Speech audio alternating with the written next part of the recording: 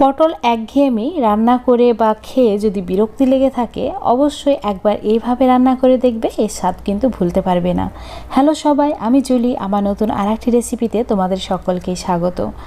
আমি এই পটলের রেসিপিটা তৈরি করার জন্য এখানে 350 গ্রাম মতো পটল নিয়েছি, মাঝারি সাইজ দেখে। পটলগুলোকে ধুয়ে পরিষ্কার করে ওপরের খোসাটাকে ছিলে ফেলে দিয়েছি। এখন আমি গরম তেলের মধ্যে পটলগুলোকে দিয়ে দিচ্ছি। গ্যাসের ফ্লেমটা মিডিয়াম টু হাই রেখে দিয়েছি। এই পর্যায়ে দিয়ে দিলাম 2টি মিডিয়াম সাইজের পেঁয়াজকে 4 টুকরো করে, আর দিয়ে দিচ্ছি 3 থেকে 4টি কাঁচা লঙ্কা মাঝ বরাবর একটু চিড়ে দিয়েছি। এইভাবে 2-3 মিনিট পটলগুলো যতক্ষণ না ব্রাউন স্পট আসছে বা হালকা লালচে হচ্ছে ততক্ষণ ভেজে নিতে হবে। অল্প পরিমাণে দিয়ে দিলাম লবণটা দিয়ে দেওয়ার পর আবারও খুব ভালো করে আমি ভেজে নিচ্ছি। গ্যাসের ফ্লেমটা একদম কমালে হবে না, হাই ফ্লেম করেই কিন্তু ভেজে নিতে হবে। দেখতেই পাচ্ছ যে পটলগুলো লালচে স্পট চলে এসেছে। তো এখন আমি এগুলোকে তুলে নিলাম, আর ওই তেলের মধ্যে দিয়ে দিলাম একটা মাঝারি সাইজের টমেটোকে 4 টুকরো করে। এখন সমস্ত কিছু খুব ভালো করে ভাজা হয়ে গেছে। তো তেল থেকে আমি একটা মিক্সচার জারের মধ্যে তুলে নিচ্ছি। প্রথমে খুব ভালো করে ঠান্ডা করে নেওয়ার পর এটাকে পেস্ট করে নিতে হবে।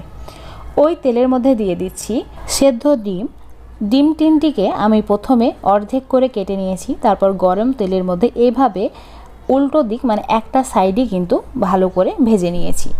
তেল থেকে তুলে নিলাম। তারপর একটা ছোট সাইজের পেঁয়াজকে ওই তেলের মধ্যে দিয়ে ভালো করে 1-2 মিনিট এইভাবে ভেজে নিয়েছি। গ্যাসের ফ্লেমটা মিডিয়াম রেখে দিয়েছি।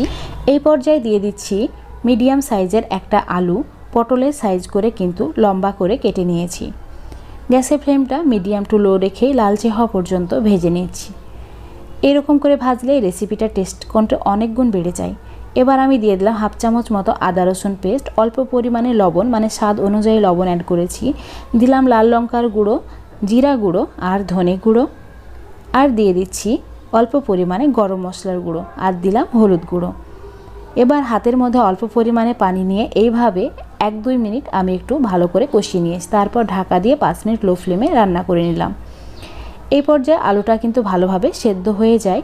তো এই অবস্থায় আমি দিয়ে দিলাম পেস্টটা, যেটা আগে বানিয়ে রেখেছিলাম সেটা দিয়ে দিলাম, আর মিক্সচার জারটাকে ধুয়ে পরিমাণ মতো পানি অ্যাড করেছি। এই পর্যায়ে গ্যাসের ফ্লেমটা হাই করে রেখেছি আর ওয়েট করছি গ্রেভিটা খুব ভালোভাবে ফুটে আসা পর্যন্ত।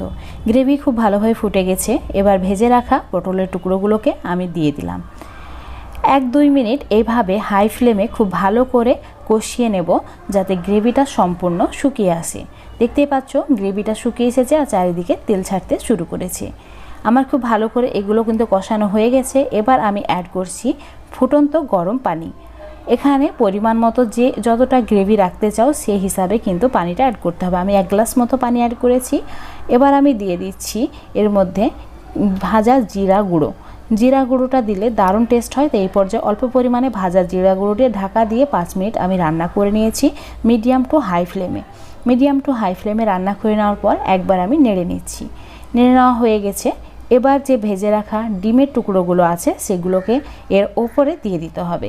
একটা একটা করে ডিমের টুকরোগুলোকে এই পর্যায়ে আমি দিয়ে দিলাম, আর এগুলোকে দিয়ে আর নাড়াচাড়া করব না। ঢাকা দিয়ে 5 minute medium to low flame করে কিন্তু রান্নাটা করে নেব। 5 মিনিট পর তোমাদের দেখাচ্ছি যে কত সুন্দরভাবে ওপরে তেল ভাসতে শুরু করেছে, মানে এই রান্নাটা আমার হয়ে গেছে। দেখতে পাচ্ছ কত সুন্দরভাবে সমস্ত কিছু সেদ্ধ হয়ে গেছে।